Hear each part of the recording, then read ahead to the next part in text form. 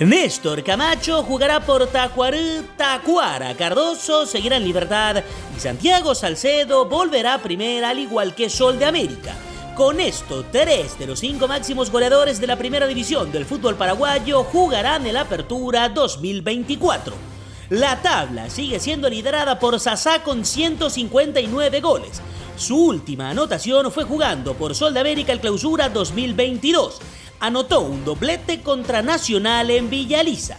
En segundo lugar continúa el delantero uruguayo ya retirado Hernán Rodrigo López, quien convirtió 127 goles. Camacho es el tercero con 125. Supera por 4 a Óscar Tacuara Cardoso. El quinto en esta tabla es el mágico Juan Eduardo Zamudio, quien finalizó su carrera con 119 goles. Recordemos que Zamudio alcanzó la marca de máximo artillero en el 2008 y fue superado en el 2016 por Hernán Rodrigo López.